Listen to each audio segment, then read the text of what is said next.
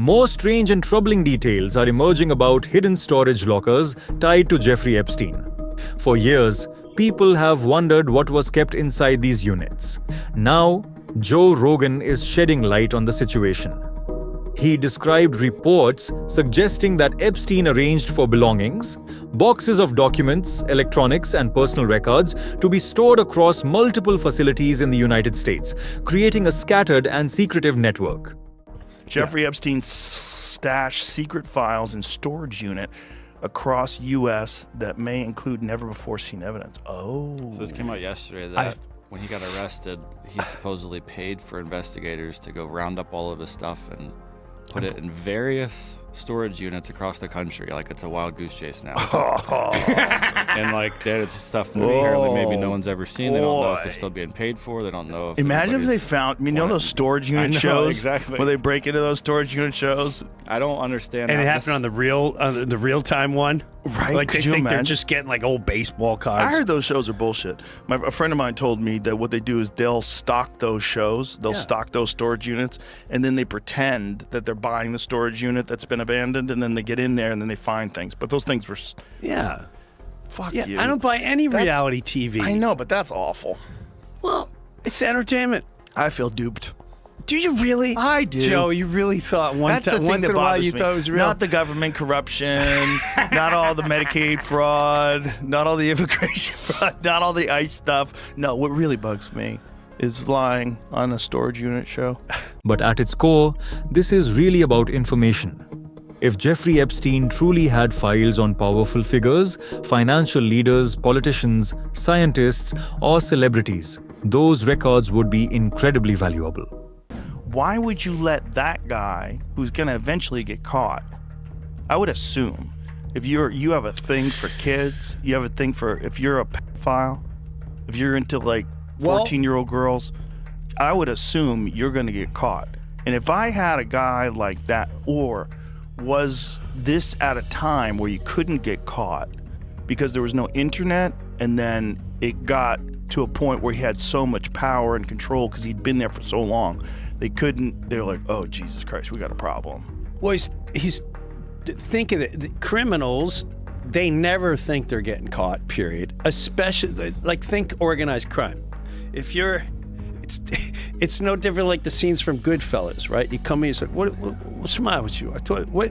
You show up with a pink Cadillac? What's the matter with you? Right. What's the matter with you? They can't help it. He told everyone, don't Spend the money. Don't look flashy. This guy, without a doubt. His wife had a mink coat on, remember that? What that shit? Right. Take it off. Take it off. Yeah. He gave it to me for my birthday. Take it off. What's the matter with you? And now that guy, this guy, he's just you remember when the steroids came out in baseball? Uh-huh. And what they do, they were like, listen, you got to take a hit. You got to take a hit. Mark, Barry Bonds, you guys are going to go out. We're going to front you, but don't worry. You're going to stay in baseball. We'll it'll go away in about 10 years. But the owners are not going to get popped. The people making the steroids injected, the people aren't going to get popped. Well, they got popped. Balco got popped. No, they got the little popped. He guys went to get jail. popped. No, the no. little ones. No. The head of Balco went to jail. I had him on the podcast after he got out of jail. What about the owners that knew it was going? What about the agents and lawyers that are supplying their stuff? No. Listen, you don't understand about the baseball thing. That's why I say someone like this guy with a long network, there's so many tentacles Right. all over the place, but you always need the fall guy. Right. I mean, was he the demon? Yeah, but there's a lot of demons. During the podcast discussion, Rogan also brought up another theory that has circulated for years, that Epstein may have been connected to intelligence agencies. Names like the Central Intelligence Agency and Mossad are often mentioned in speculation about the case. So if he's not working on his own, he's working for an intelligence agency, then they have that information as well. So along the way, so there are no secrets that he's holding. They have all the secrets. This is much more likely. So in order for him to be in the position that he was in, allegedly, working for intelligence agencies, working for either the Mossad, the CIA, or both, all the above, I would assume that along the way, all of the information was shared. I do not believe they would let one person have access to all that information and store it themselves. I think they would have access to it at every step of the way. They would communicate with him at every step of the way. And they would probably have, if I was running a government agency like that, I would say, tell me what's going on. What do you have on Bill Gates? What do you have on Les Wexner? What do you have on these guys? Yeah. What are they willing to do? What about these scientists? Yes. Are they willing to fill bogus science papers out? And what can we do? During the podcast, Joe Rogan also discussed a long-standing theory that Jeffrey Epstein may have had connections to intelligence agencies, with names like the CIA and Mossad often mentioned in speculation. Piers asked me if I thought Jeffrey Epstein was an Israeli Mossad agent. I said absolutely, positively yes. Do you think, with certainty you said Jeffrey Epstein was a Mossad agent working here in the U.S. as a sleeper cell or whatever they call it? I believe he was an access agent, which is a very specific kind of one directorate, access. right? Is that what it means, an access agent? When you have one directorate, you have to complete this task? No. What it means is, let's say you're the head of Mossad, and you want to know exactly what's going on in Bill Clinton's mind, or Prince Andrew, or Bill Gates, or any of these other people. You're not going to recruit Bill Clinton. He's not going to take your money and then report back to you like behind the 7-Eleven at 11 o'clock at night. So you do the next best thing. You recruit an agent who's friends with Bill Clinton, or who can become friends with Bill Clinton. So you tell me he wasn't an agent, he became one. He was recruited to become an agent. Of course. Okay, that's what it was. Yeah. So initially, speaking of Ghislaine Maxwell, her dad being a Mossad agent. I wouldn't be surprised if her dad said to Mossad, listen, my daughter's friendly with this guy. You might want to take a look at him. I see. And do you think that shapes foreign policy? 100%. Yes. To have these compromise at these types of people of this caliber, this level, and we're not even sure if they have anything on Trump, and that's why Trump just like this attacks Iran without a question, right? Yep. Is that a possibility? Yes. Okay. Now, So- Trump will say that Netanyahu came, asked him to bomb Iran. He said no. This time Netanyahu said, if you don't, we're going to use nuclear weapons. So Trump did the right thing. He did the friendly thing of bombing them with non-nuclear weapons. So he actually saved a lot of Iranian lives. That's what he wants the storyline to be. We have no idea what the truth is. In that scenario, Jeffrey Epstein wouldn't have been the only one with secrets. Others would have had access too. While his ties to Israeli intelligence have long been rumored and reported, the strongest confirmation so far comes from former John Kiriakou. Jeffrey Epstein hid a sick stash of sex slave manuals, videotapes, and photographs of naked women in secret storage lockers to evade cops. The pedophile reportedly paid private detectives to remove equipment from his Florida mansion before a police raid and stash it in rented lockups across the country. Financial records indicate Epstein leased at least 6 storage units over more than a decade, including a facility in Palm Beach, Florida. An inventory of the lockup showed a chilling cache of nude photographs believed to be of Epstein's victims, according to The Telegraph. Amongst the hoard, the disgraced financier was also hiding DVDs sexualizing teenagers, 3 computers, a list of masseuses in Florida, and lab results. Epstein also paid private detectives to hide sex toys, body massages, and women's lingerie, more than $2,000 in cash, a concealed weapon permit, and the Harvard ID card. Copies of the 2 computer hard drives were recovered by the FBI, but it's not known if any of the material in the lockup was ever found. Search warrants suggest US authorities never raided the lockers, meaning they may still contain unseen evidence relating to Epstein and the likes of Andrew Mountbatten Windsor and Lord Mandelson.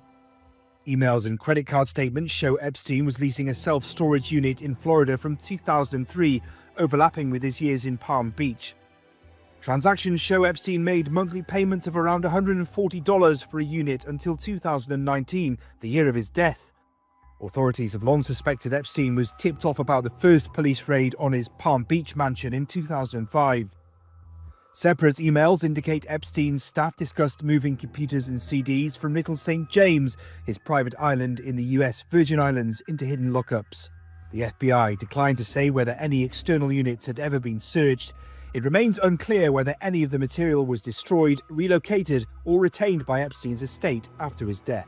And that brings us back to the missing files. If documents, hard drives, and recordings were scattered across storage units or removed from Jeffrey Epstein's properties before investigators arrived, the full scope of what he knew could still be hidden.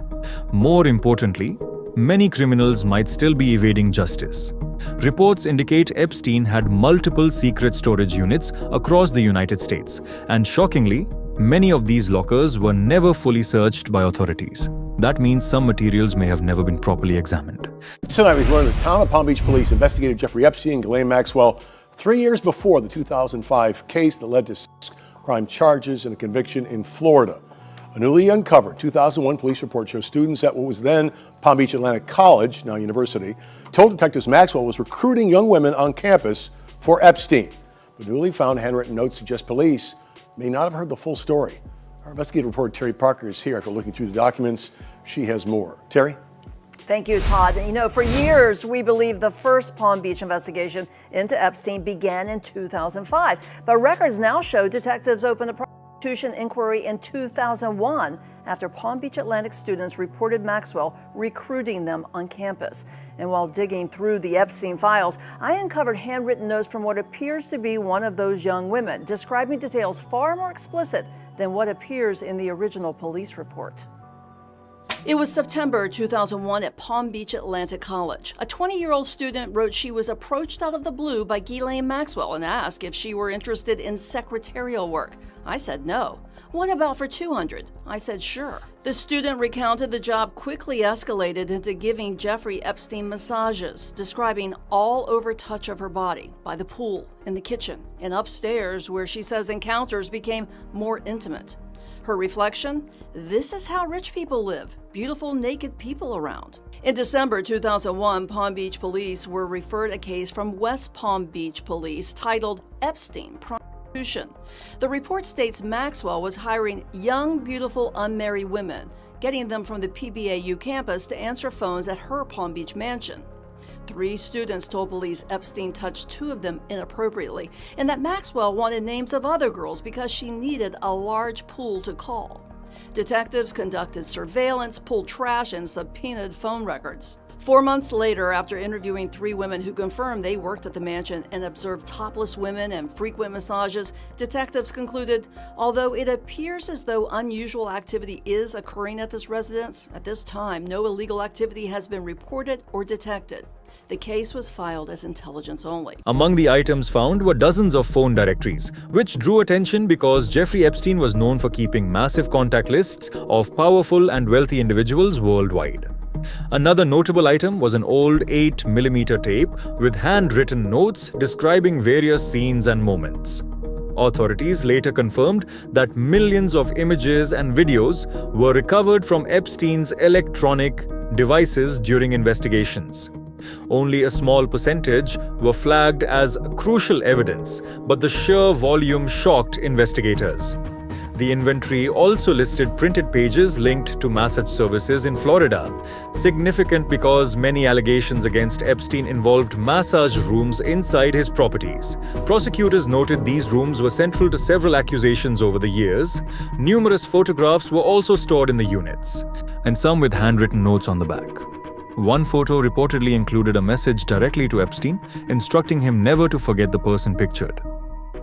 The FBI has been able to identify 187 undeclared Israeli Mossad agents spread all across the United States, spying on our defense contractors to steal our defense secrets. Now, we give the Israelis 99% of what we have. They want to steal that last 1%. There's a famous story when we built the F-35. We said to them, look, we developed this new fighter jet. It's stealth, it's this, it's that, it's amazing. Everybody's going to get it. It's the F-35. They said, we want it. We said, great, we're going to give it to you. We're going to call it the F-35I for Israel. And we're going to just very slightly degrade the avionics So God forbid if it's shot down by the Iranians or the Syrians or the Russians and they get the avionics, they won't be able to duplicate it. They said, no, we want the F-35 with the avionics. We said, no. Okay, so they're trying to steal the avionics. What shocked many is that the FBI may never have fully searched these storage lockers. If true, crucial evidence could have remained hidden for years. That's why this story keeps resurfacing. Every time new documents appear, more questions emerge. What was really inside those units, and why weren't they searched sooner? A former Palm Beach police chief who investigated Epstein in the mid-2000s told the FBI he had received a call from Donald Trump to say, quote, "Thank goodness you're stopping him." That's according to an FBI account of an interview with the ex-police chief in 2019. The police chief's name, Michael Ryder, is redacted from the document on the DOJ's website, but the information in the FBI statement lines up with Ryder's role in the investigation that began in 2005. Ryder's detectives were investigating Epstein for allegedly recruiting girls as young as 14. Joe Rogan also noted that some details about Jeffrey Epstein's death didn't add up. According to the autopsy, his body reportedly had a slightly and diffusely enlarged prostate, which isn't unusual for older men. The issue arose because other documents suggested a very different scenario. The testes are unremarkable. That's the last thing I want anybody to say about my nuts. I want them to say, wow, what a great pair. Great body, but the nuts are unremarkable. Unremarkable. Unremarkable. So here is some sort of discussion between him and someone. Okay. The guy says exactly not clear what effects hormones might have on that aren't replaced by testosterone. The advantage of taking testosterone, there are two different things. You can have high testosterone and still have a need for Viagra because you don't have a prostate, right? And then Epstein says, correct. And then at the bottom they show another document. Hold on, let me keep going there. Yeah. So that's an extreme example. I was actually going to try and move up one level, sort of enhancing life. If you don't mind it, he doesn't mind it. I'm sort of outer space thinking. Oh, so he's trying to juice up. So he's saying I'm moving up one level of sort of drug enhancing life. I don't know what, I think he means he's going to start juicing. That's what it sounds like. So he doesn't have a Doesn't prostate? have a prostate, it says. Another document that says something about it after a radical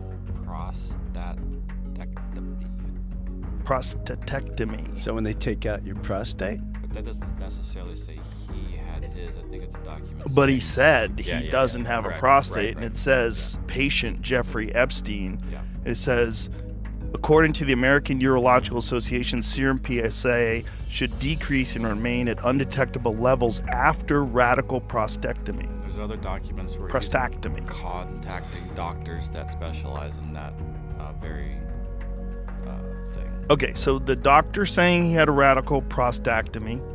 He's saying he does not have a prostate, but yet the body from the autopsy And so then, talks about the prostate is slightly and diffusedly enlarged.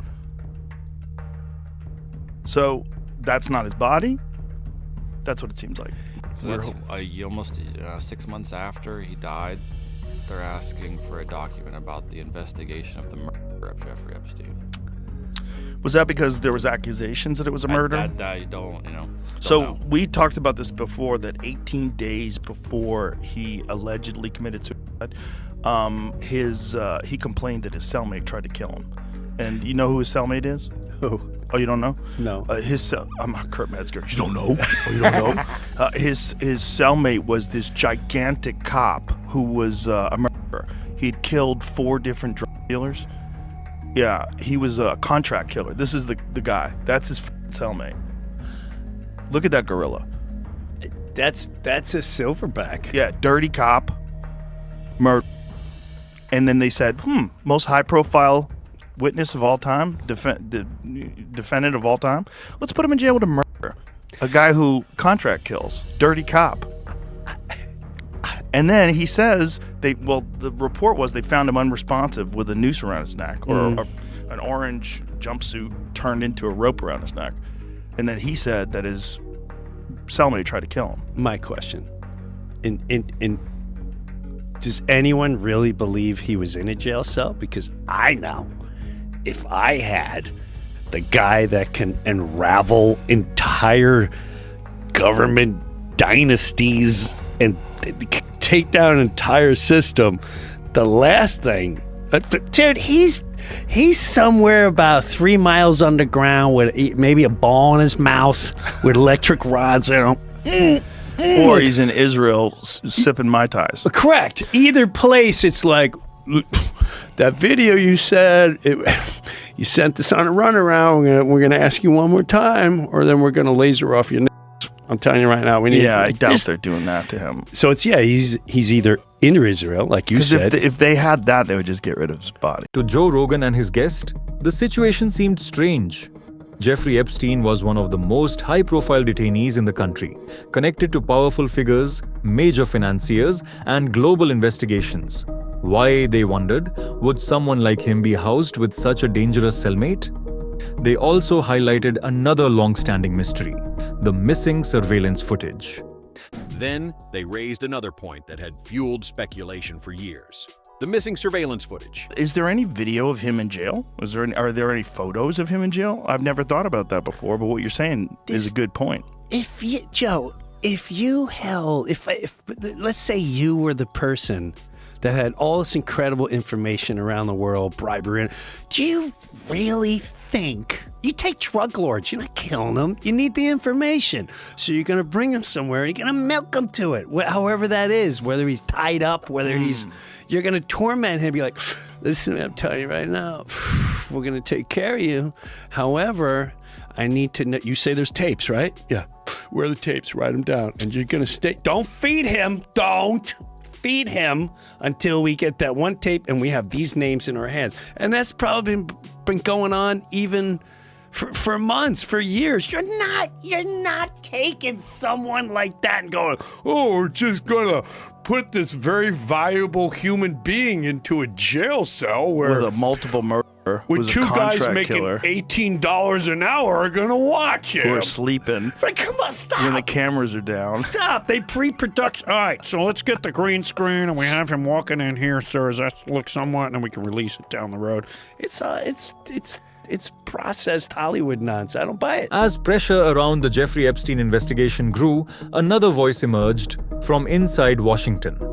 Anapolina Luna made headlines after speaking publicly about what she believed the Epstein operation truly was. According to her, evidence from recent questioning pointed to something far larger than just one wealthy financier. What I will say is it has become very evident, even in the last 24 hours in lines of questioning, that Jeffrey Epstein was running an intelligence gathering operation. In my professional opinion, I do believe it was a honeypot operation. And I do believe that there's a list of individuals who did engage in trafficking, were given these plea deals, and I'm going to name those individuals right now. The first one would be Leslie Groff. The second one, Sarah Kellen. The third one, Nadia Markova. And the fourth one, Adriana Ross. All of these women engaged in the trafficking of minors as adults. They were working and complicit with Jeffrey Epstein's operation. And in my opinion, they are not to be given victim status because they did partake in harming young girls. I remember seeing in some of the files, some of these girls were, as young as 10, 11 years old and older. And so obviously we have a lot of work to do, but I did want to come and give an update and let you know that President Clinton, as of right now, is cooperative and answering all of our questions. And that it leads me to believe that if we can remove the partisan nature of this investigation, we actually might be able to get justice. And so I will be calling on the Oversight Committee to bring in those 4 individuals that I just listed. We will continue to conduct the investigation and provide updates shortly for all of you. While lawmakers debated in Washington, survivors of Jeffrey Epstein's operation continued speaking out about their experiences. One survivor, Tisha Hausman, described her encounter with Epstein's circle as something she still struggles to process decades later. Back in 1991, she was a young model in Paris when she crossed paths with Epstein and his associate Jean-Luc Brunel, a powerful figure in the modeling world with connections throughout the fashion industry. Multiple accusations later revealed that survivors like Hausman and Virginia Jeffrey believe Epstein wasn't acting alone. They insist it was a network. A larger system involving powerful men, recruiters, and intermediaries working across multiple countries, not just Epstein, Ghislaine Maxwell, or Brunel. Do you think any of them will ever be brought to justice? Let us know in the comments below.